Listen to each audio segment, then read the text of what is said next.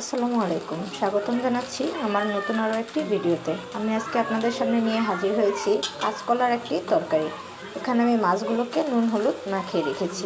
চলুন কথা আর না বাড়িয়ে চলে যাওয়া যাক রান্নাতে। একটি কড়াই বসে এখানে দিয়ে দিচ্ছি সাদা তেল। এখন এখানে একে একে মাছগুলোকে দিয়ে দিচ্ছি।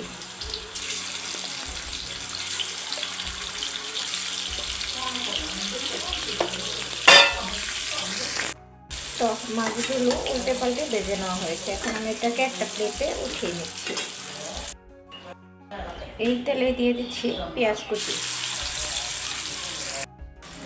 দিয়ে দিচ্ছি অল্প একটু আদা রসুন বাটা,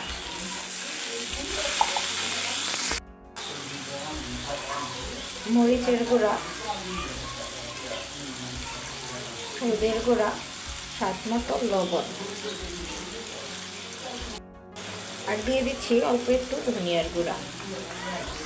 এখন আমি মশলাটাকে একটু ভালোভাবে কষিয়ে নেব। মশলাটা এখন খুব সুন্দরভাবে কষানো হয়ে গিয়েছে। এখানে আমি দিয়ে দিচ্ছি আলু আর কাঁচকলা। এখন এই কাঁচকলাটাকে আমি একটু সময় নিয়ে কষিয়ে নেব। কষানোর জন্য অল্প একটু পানি অ্যাড করে দিচ্ছি।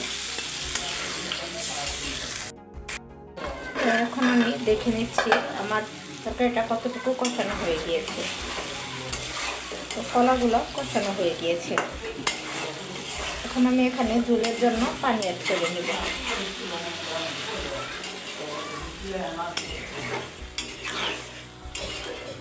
আমি ঝোলটা দিয়ে দিয়েছি। এখন আবারও একটি ঢাকনা দিয়ে ঢেকে অপেক্ষা করব ঝোলের পানিটা ফুটে আসা পর্যন্ত। এখন ঢাকনাটা সরিয়ে নিচ্ছি। এদিকে ঝোলের পানিটাও ফুটে উঠেছে। এখানে আমি দিয়ে দিচ্ছি ভেজে রাখা মাছগুলোকে, আর দিয়ে দিচ্ছি 4টা কাঁচামরিচ। কাঁচামরিচগুলো দিলে তরকারিতে খুব সুন্দর একটা ফ্লেভার আসে। আমি আবারও ঢাকনা দিয়ে ঢেকে এটাকে আরও 4-5 মিনিট জাল করে নিচ্ছি। এই তো তরকারিটা এখন হয়ে গিয়েছে। এখানে উপর থেকে কিছু ধনিয়া পাতা কুচি ছড়িয়ে দিয়ে তরকারিটাকে নেড়ে চেড়ে আমি একটু বলে খালি করে নেব। এখন এই কলা তরকারিটা শরীরের জন্য খুবই উপকারী একটা সবজি।